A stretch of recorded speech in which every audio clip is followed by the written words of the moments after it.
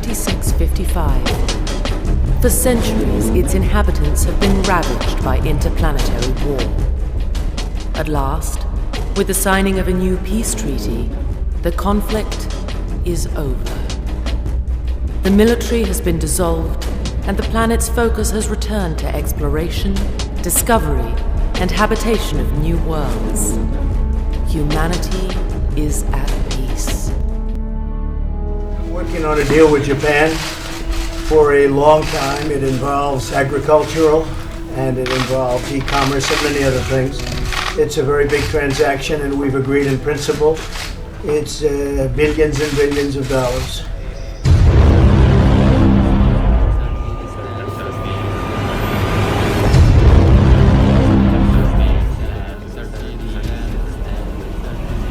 I'll see you in Liechtenstein.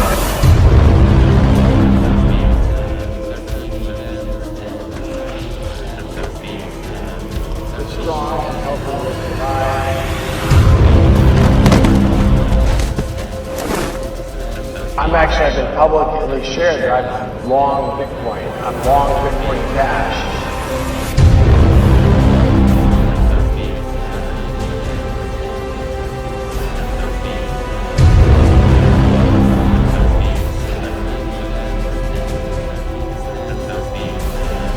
Onto XRP. Looking pretty bad. This is kind of not what you want to see. You don't want to see us be. I often say support like this is like skipping a stone across water, where, you know, as strong as anyone is, they can't skip a stone across water forever. And we've been skipping across this area for so long, we're probably going to plunge beneath it. Now, the argument could be that if we bounce out of that area, then we have a very strong support area.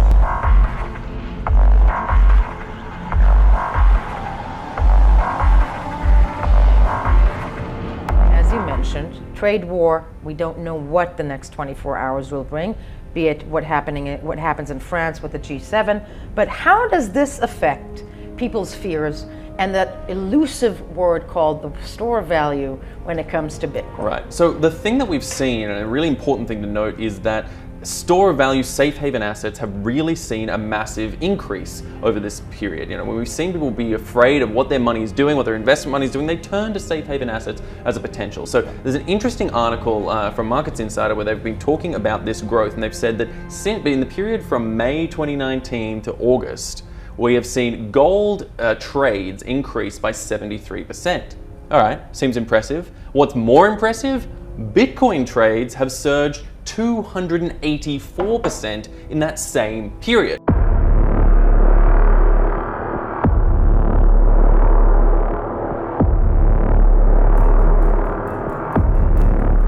In weeks, a lot of people have been making a big thing about Bitcoin's run higher and the correlation it seemed to have been having with global turmoil. Things have seemed to have gotten worse, and Bitcoin also turned lower. So should we throw that narrative out the window, or at least table it?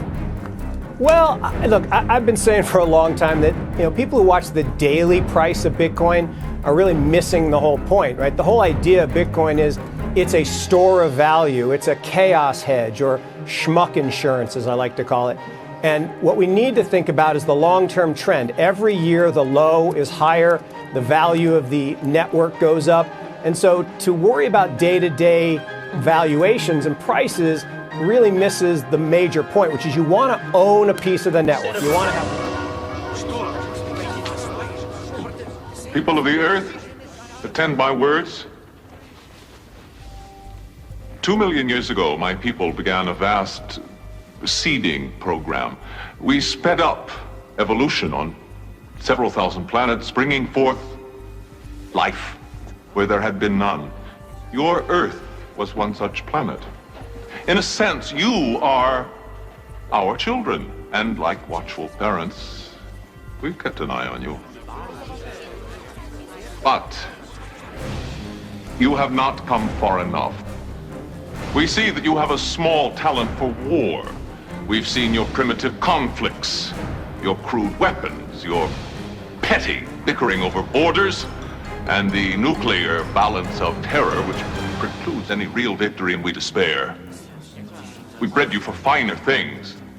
And you have failed miserably to produce the potential we nurtured in you so long ago. And so the experiment is over. Within a day, our armada will be in position around your Earth. At that time, all life on your planet will be destroyed.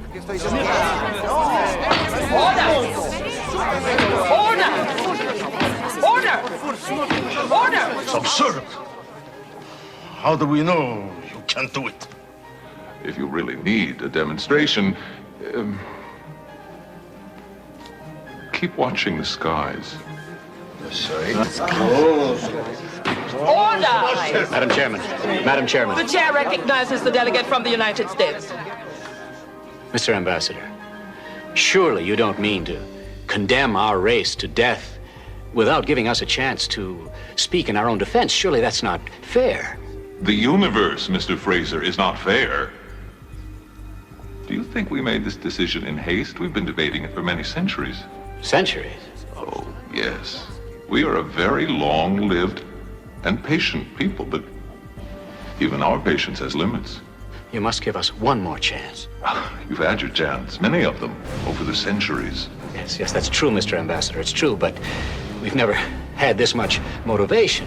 You say what? Your ships are arriving in a day. Give us that much time, one day. What do you think you can accomplish in so short a time? I don't know, but you must give us one chance. At least let us show you the potential you saw in us at the dawn of time. Problem in payments is you don't have interoperability between networks. Blockchains can't solve this problem, right? Because blockchains are networks themselves. As networks, they can't be a network of networks. So we need some kind of an internetworking protocol for payments. Our bet is that Interledger protocol is going to be the protocol of choice for interoperability. It settles instantly. And it can be used in any ledger. It can be used in a central, HSBC, Bank of America's ledgers, Bitcoin, a distributed ledger, anything. It can move any type of value, dollars, RMB, Bitcoin, Ether, XRP, gold, whatever. Any kind of value can be moved. It's a protocol that's been underway for many, many years. There's a group called the WC3 that is helping with the standard around the protocol. There's almost 300 organizations that are contributors to it. So our bet is that this is going to be a successful interoperability protocol.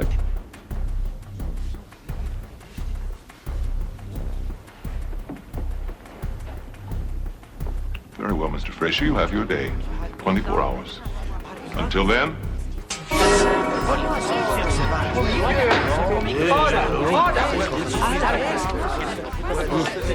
Order!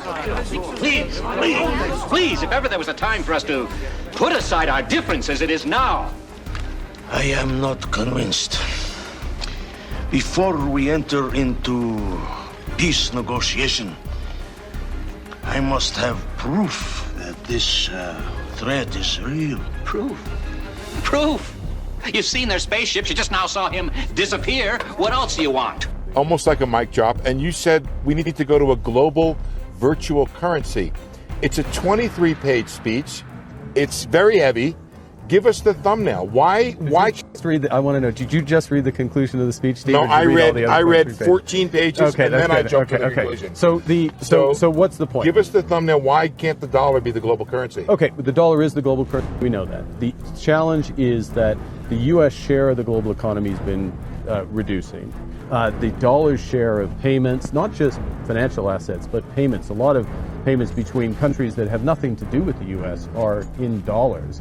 And what happens in situations like today, where the U.S. economy, to its credit, is relatively strong, is doing better, and the Fed has been doing the right thing, which is, they've adjusted policy, they tightened policy as it was strengthening. Now they're making, the Fed is doing the right thing, but they have adjusted, and policy is relatively strong. That means rest of world policy is tighter than it needs to be. And that feeds back on the U.S. economy in a way that ultimately slows this economy. And it leads to a substandard outcome. And in a world where you only have limited policy space, it's a dangerous place to be. And so the trade issues we're talking about are reinforced by the structure of the monetary system. Now, I mean, you've asked big questions, so just give me a second to. But now the issue is, you don't just jump to something new overnight. And what we want in a multipolar world, I think we'd agree that we've got European engine, we've got the Chinese engine, we've got the US engine of this economy. Multipolar world, you need a multipolar currency.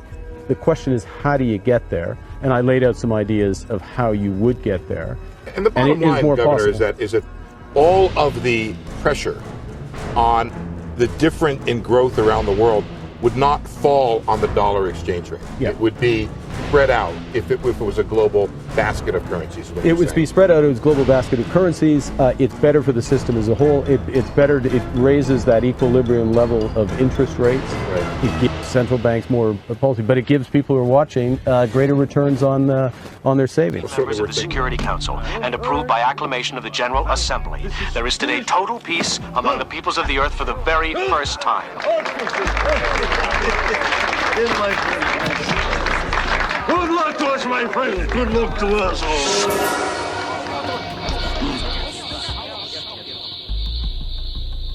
Well, Mr. Fraser, what have you there? Peace, Mr. Ambassador. Peace. Within these pages lies the framework for worldwide unilateral disarmament.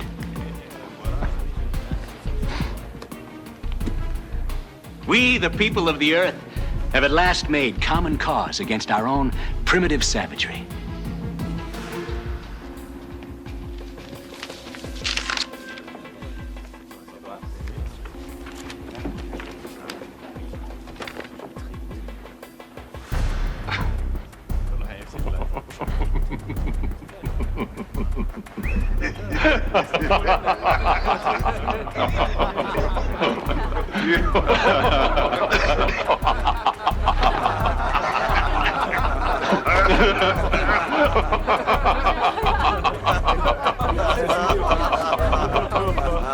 I fear you have misunderstood me.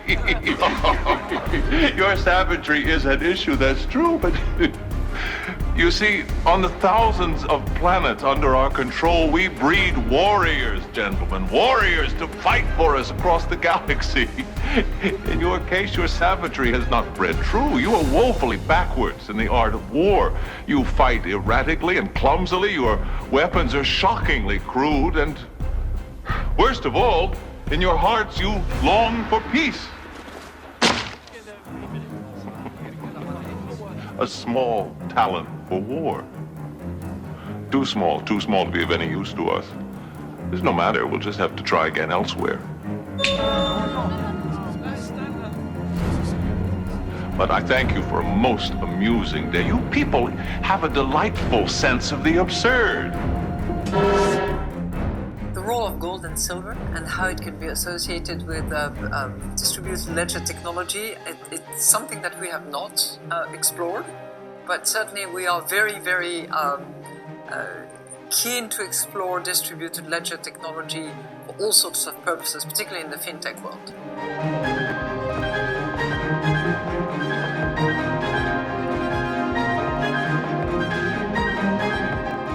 Channel works is I lock up some XRP and then I give you claims against that XRP off the ledger. And there's an interesting point about our implementation of payment channels, which is I can put more money in the payment channel anytime I want. So if I want to pay him, it's just a couple of payments. I can put one XRP in that payment channel, 50 cents, 40 cents, whatever.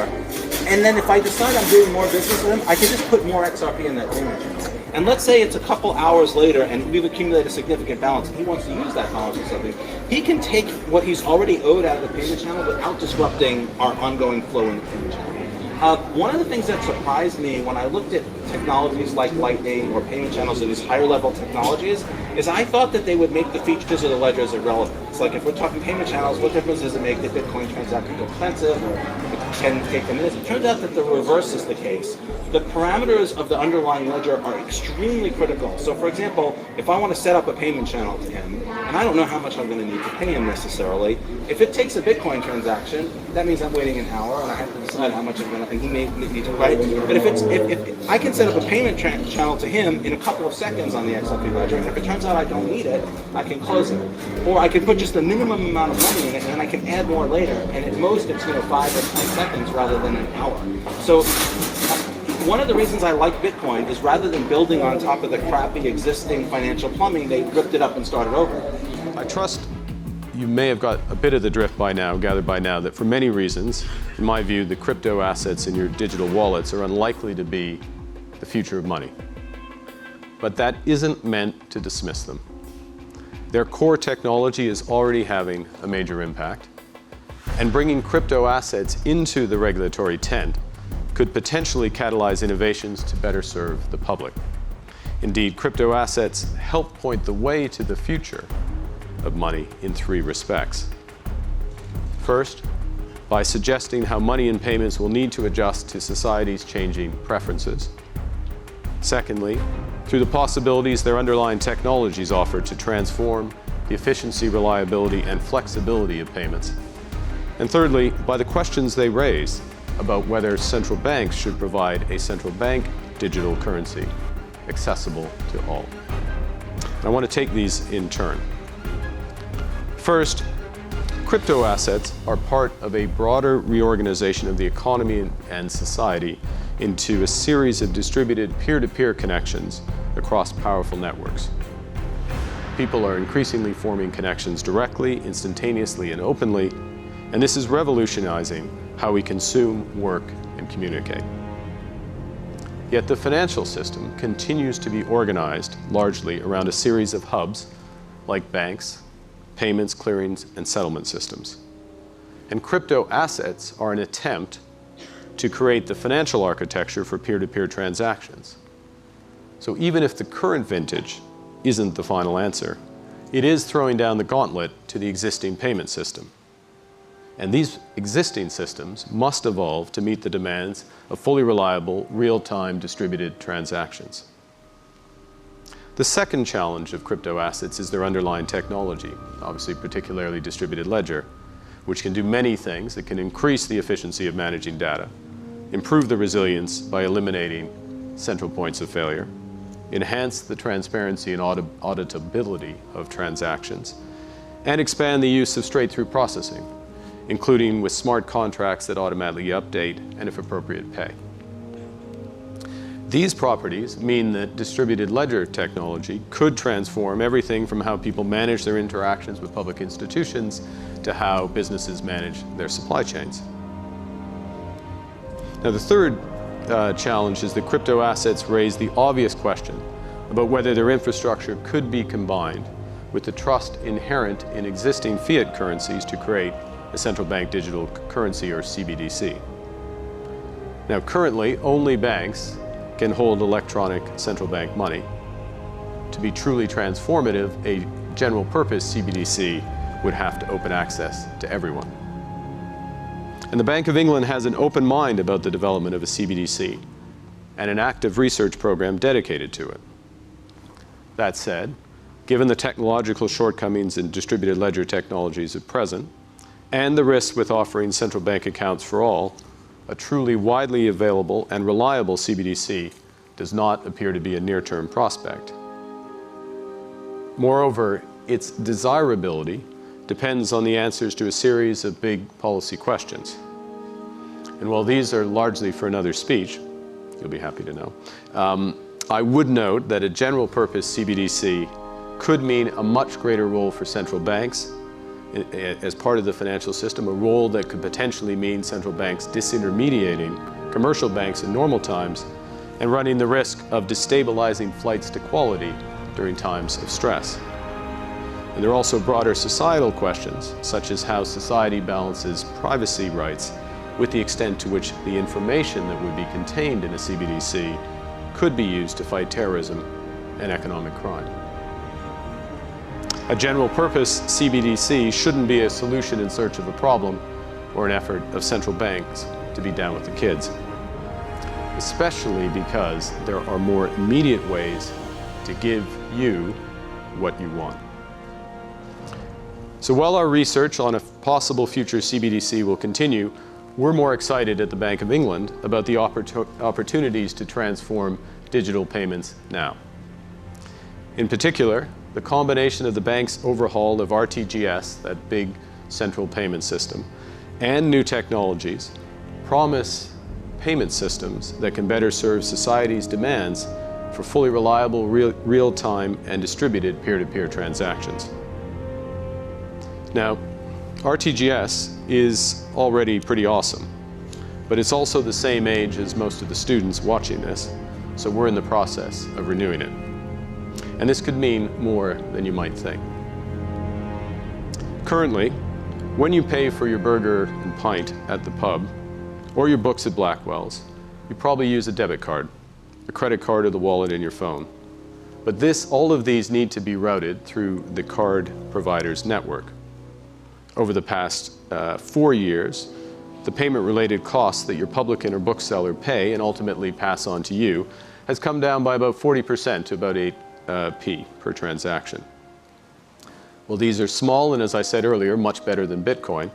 They remain non-negligible, and that's partly because there's relatively limited scope for them to be competed away by innovators due to restricted access to the UK's major bank-to-bank payment system known as faster payments. Now, the good news is that non-bank payment providers, PSPs, can now access RTGS, and we expect the first of them to do so directly this spring to help drive costs down and service up. So what can that mean? Well, innovative PSPs can deliver a world where you can split around in the pub electronically and instantaneously, needing nothing more from your friends than a QR code on their phone or their mobile number. By doing so, electronic money is effectively becoming much more like its physical relative, allowing genuine, immediate peer-to-peer transactions without the need for a middleman. Our overhaul of RTGS is helping to reduce complexity and costs in other areas, such as cross-border payments, where the bank is leading the efforts of other central banks and the private sector to use central bank money in cross-border payments through synchronized RTGS systems.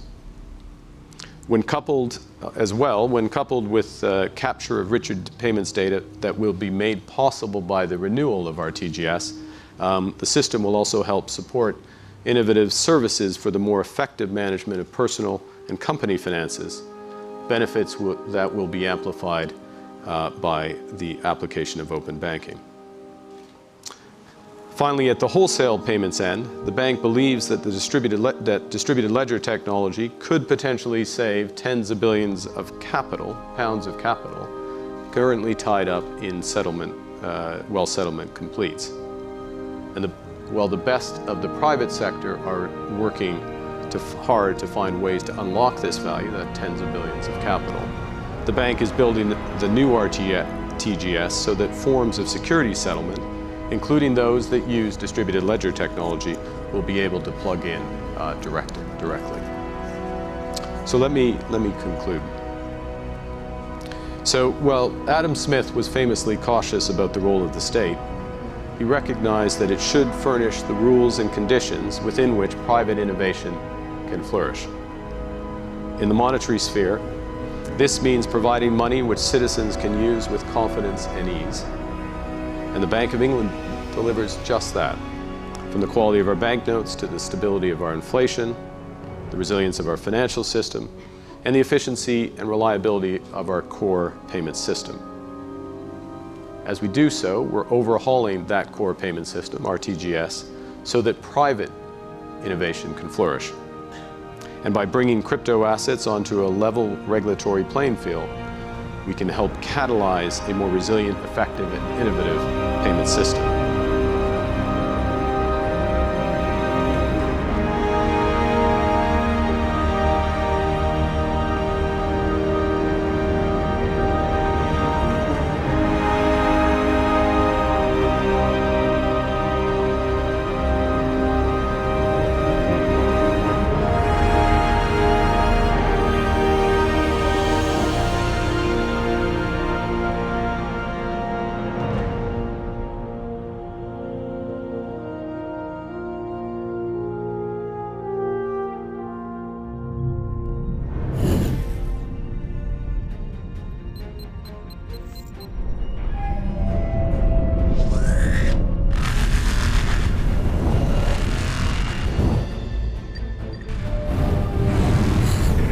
Commander, judging by the reading I'm getting, this relay appears to be very unstable. You sure you want to risk it?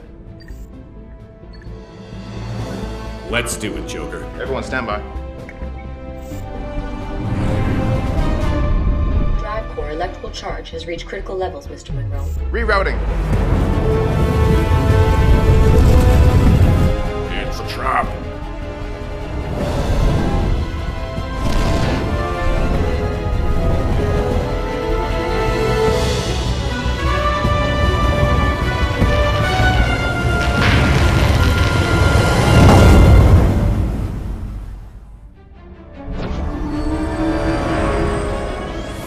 Make it. I need more power, Scotty. Captain, can I give you any more power? Noted, Spock. Captain, there's no logical solution to our predicament. The enemy ship has warp capabilities beyond our own. Bones? Damage amendment doctrine, not a Vulcan. Captain, we've got incoming.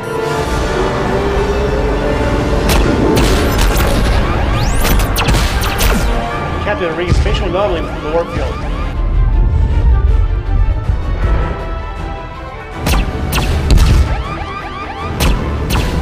Everybody, hang on!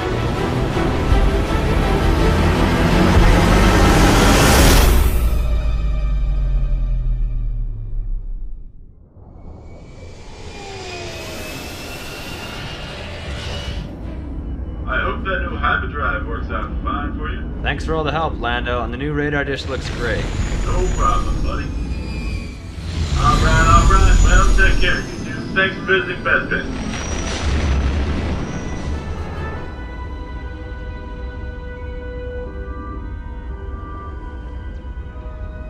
Got a bad feeling about this.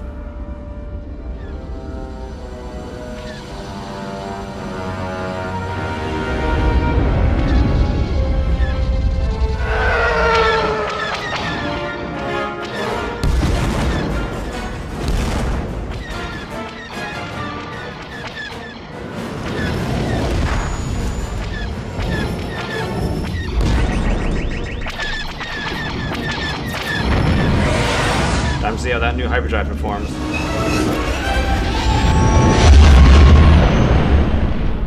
And then more recently, I think the Corda network, we have a unique capability where any business network operator in any industry on the Corda network can seamlessly transact with any other business network. And then finally, right now, we're in the production phase. And it's bloody scary because so many applications are going live and our technology is being truly tested for the first time. So that's kind of the things that stand out in my mind. I was thinking about what it would take actually to really drive mass adoption of blockchain, let's say in trade finance. I think there's been a lot of big industry moves in that area. I think in 2017, the numbers are enormous. There's about 15 trillion in global trade.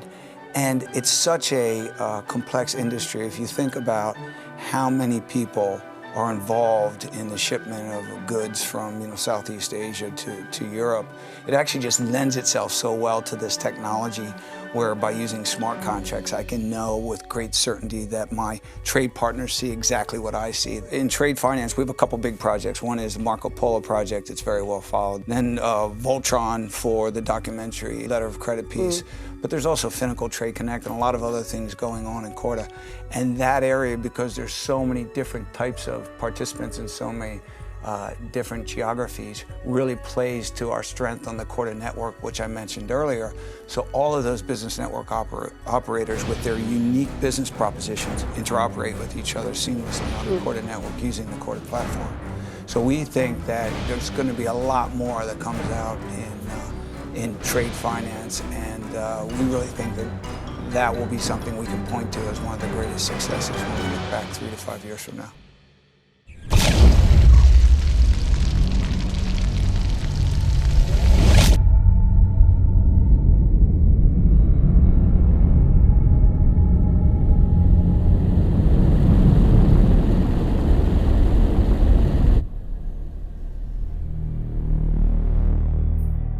Cortana, all I need to know is, who are they? Scanning. Unidentified in our system. Are they hostile? Unknown. Shall we give our friend a warm welcome? Wake him up.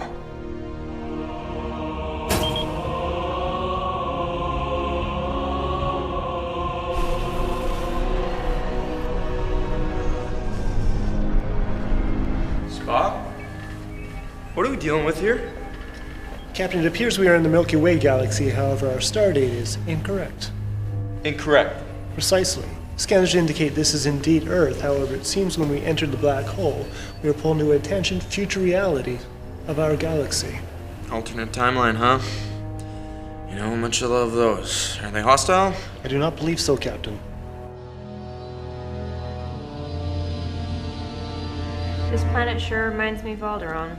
Well, it's not Alderaan, Princess, I assure you that. It's no system I've ever seen. Those ain't rebel ships. They aren't part of the rebellion, but they're not attacking us. Maybe they're lost as well.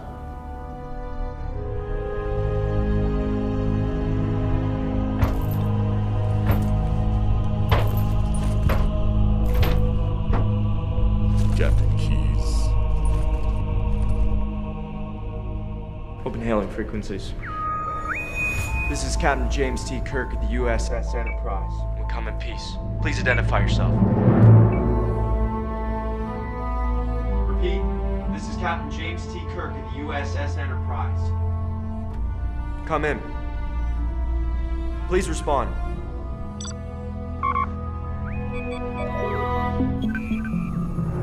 This is Commander Shepard of the Normandy. This is Captain Keyes of the UNSC 𝗕𝗕𝑿𝑹𝑷. What's the situation? This is Han Solo, Captain of the Millennium Falcon. We are under heavy attack from the Empire and suddenly we end up here. The Empire? What's your point of origin, Captain Solo? Well, as far as I can tell from the Navicomputer, a galaxy far, far away from here. Well, it looks like we're all stuck here. Perhaps we can help each other.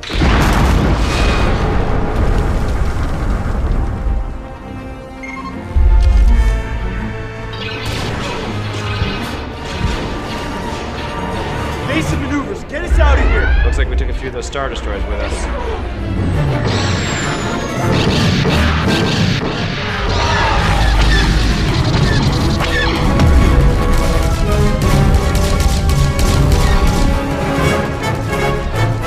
Captain, it appeared the other ships are offering us their assistance. Good, we'll take it. At least now we know we can trust them.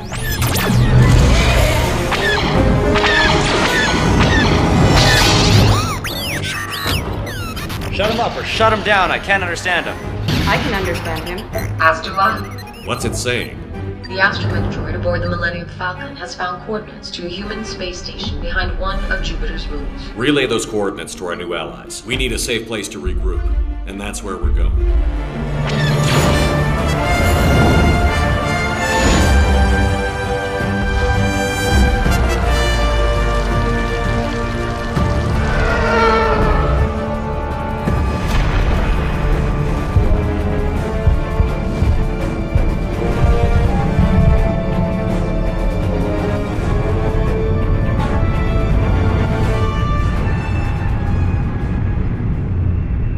I think in the context of, is XRP centralized or decentralized? It is very clearly decentralized. I as CEO of the company can't control the XRP ledger. I can't change a transaction. The irony of this is as the XRP ledger has become more decentralized, Bitcoin and Ethereum have become more centralized. Obviously lots of people are aware of the 51% attacks. You now have 3 miners in China that can control the Bitcoin blockchain. So when I hear people kind of making the points, is the XRP ledger centralized? I think there's a lot of people out there that are fighting holy wars and they're spreading misinformation. And they're spreading misinformation because they have an economic interest in that. I don't worry about some of this stuff because I feel like the facts, as I said up front, the facts will set you free. And the fact is that XRP, anybody can participate in the XRP ecosystem. And if Ripple does something that's not in the best interest of the XRP ecosystem, the rest of the ecosystem could ignore us. So I think it's very, I think when people dive into the technical details, XRP is very clearly decentralized. That's one thing I guess I would want the community to understand. The most important thing probably is the people who continue to conflate, I think some people do this intentionally, conflate what is XRP and what is Ripple. Ripple is a centralized company investing in a decentralized technology in the same way Amazon was investing in TCP/IP in some ways.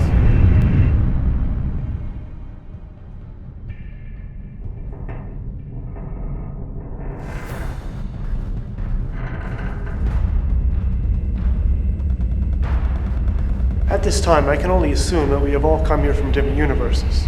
An anomaly, possibly a rupture in the space-time continuum. Magnitude, unknown. Origin, unknown. Any idea how to stop them?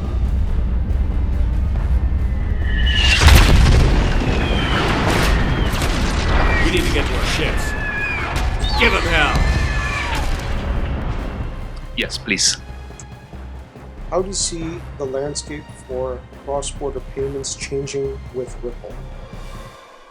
So this is about the beginning of this ecosystem in India, and the usage of these platforms and the number of such transactions would increase as and when more and more the financial institutions and the partners on both sides of the country would come on the platform and will start using it. So currently the numbers are very limited. So the partnership which we did was with Standard Chartered Bank in Singapore with the commercial banking transaction, and RAK Bank in UAE, through which we did the retail bank transaction. I understand gradually as more and more banks and financial institutions on both sides will come on the platform, I'm sure the transaction would certainly increases, and also the use cases, not only the transaction volume, but also on the use cases.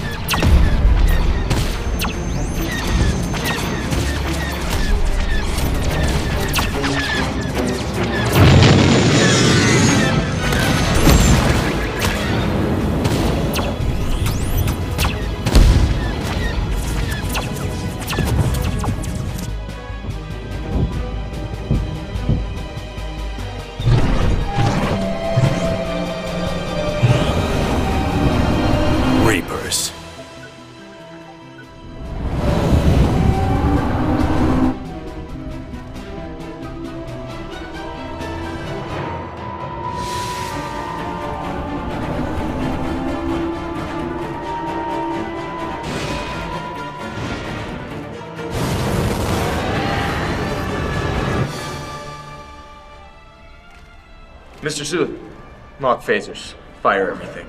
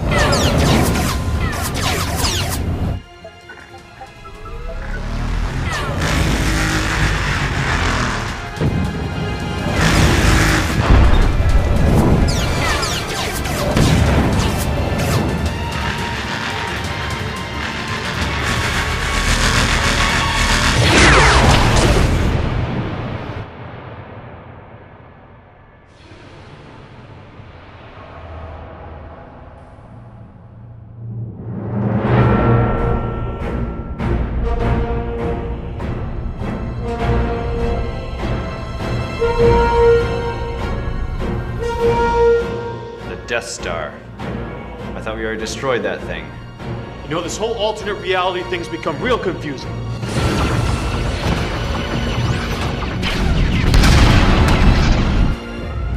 Captain, I may have a solution. Let's hear it, Spock. I believe we could utilize our limited supply of red matter to neutralize enemy ships. Normally I'd suggest we beam it aboard the enemy vessel, however, due to its shielding capabilities, that would be impossible. Beam that stuff to the Normandy. I have an idea. How do you think, what is the next move, on Ripple's roadmap, in your opinion? To put you on the spot here. No, it's very simple. So I think one thing, if there is one message that you can get in this room is, Ripple is not an ordinary company. We are not here to have a small market share or do X, do Y, and make small amount of money or something to happen. We are here to make a dent in the universe. Either we will change the remittance universe, the way you understand, the way value gets transferred across the world, between people, between institutions, or we will just fade away. So it's almost 0 or 1, and some of it comes from our Silicon Valley arrogance, some of it comes from, that's the reason 6 years ago we were born with the mission of moving money like information moves today, right? And we are making it possible working with the existing ecosystem. So I think this is a key differentiator about Ripple, and that's the reason we are a monoline company. Every day we get tens of ideas to say, why don't you do security settlement? Why don't you work in trade finance? Why don't you do X, Y, Z? And what we tell them is, just cross-border remittances is $155 trillion problem. We'll solve this first. We'll make a difference to everybody who's present in this room. And once we have made the difference, then only we will look at something else. So we are like, Google is for search, Ripple is for remittances. And that's what we're going to do. We're going to do it right, and we will not rest till we earn your respect and your business.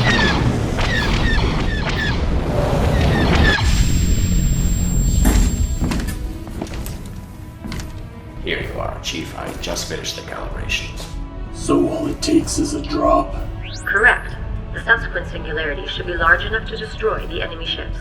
We just need to get you close enough. It will also destroy the human space station and all surrounding planets. That was a joke. She does that. Well, whatever you guys do it quickly. It's not gonna take long for that main gun to turn up again. Listen, I hate to break up the party here, but there's no way I'm bringing the Normandy that close. Not without some kind of diversion.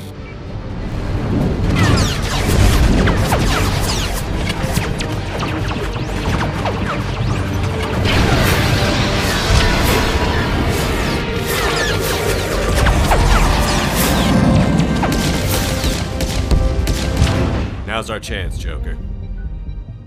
Bring us in.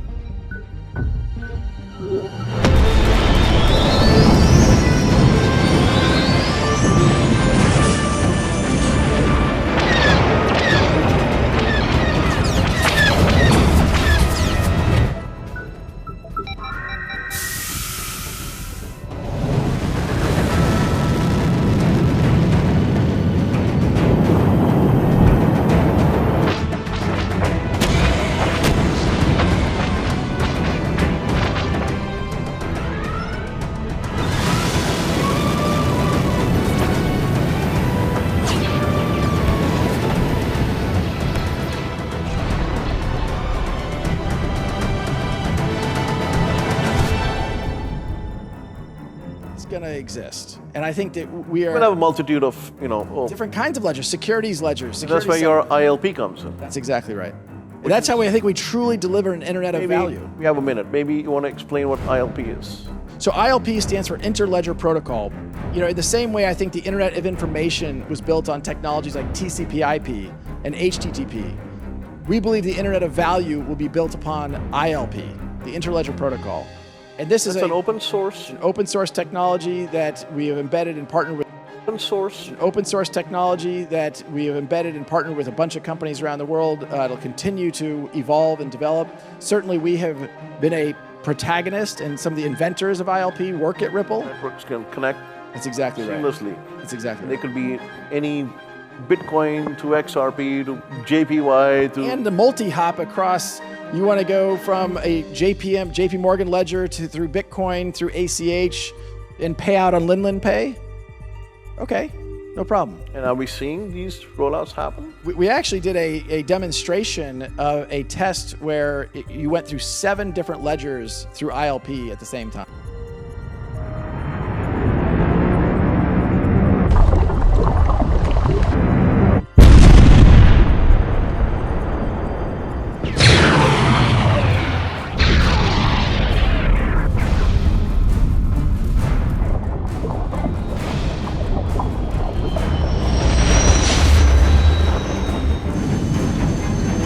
Great work, Chief.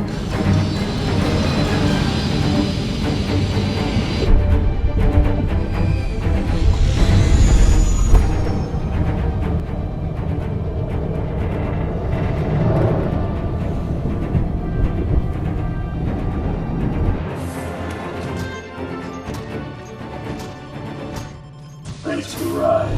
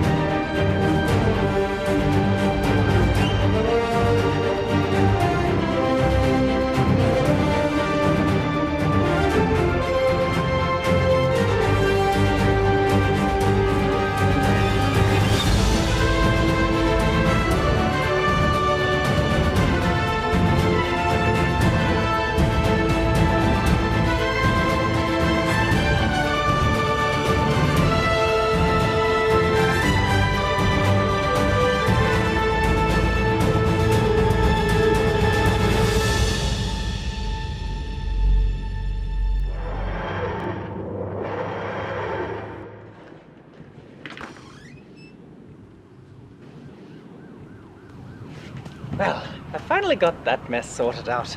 Can't believe I muddled up the galaxies again. That is the last time I drink high tea whilst using the TARDIS. Doctor, it's time.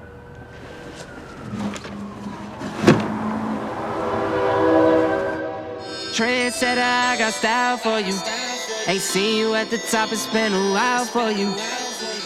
Big you up and they look down on you. Take one loss, no one's around for you. I won't stop, no, no, no, no, no, no, no. I won't stop, I won't stop. I won't stop, no, no, no, no, no, no, no. I won't stop, yeah. I'm so handsome. All in Carmine's with my Benz, I'm so fancy. No romancing. Got my baby and she right, she make you vanish. No time to play, got book dates. Had a plan, only had to wait. Always knew I'd make a way. Send a bill, they send a pay.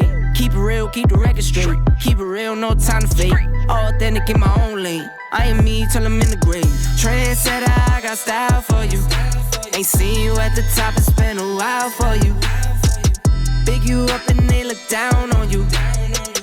Take one loss, no one's around for you. I won't stop, no, no, no, no, no, no, no, no. I won't stop, I won't stop. I won't stop, no, no, no, no, no, no, no, no. I won't stop, I won't stop. Ooh, never panic. Get a worry, send it up and then advantage. Yeah, I can't stand it. Out of all the way you move and see you scrambling. On offense, no defense. Stood strong, no weakness. Used to say I wouldn't beat this. Now they wish they could beat this. Tables set, now tables turn. God's plan, don't say a word. Know the price, cause I know my worth. My time, get what I deserve. Trendsetter, I got style for you. Ain't seen you at the top, it's been a while for you. Big you up and they look down on you. Take one loss, no one's around for you. I won't stop, no, no, no, no, no, no, no, no. I won't stop, I won't stop. I won't stop, no, no, no, no, no, no, no, no.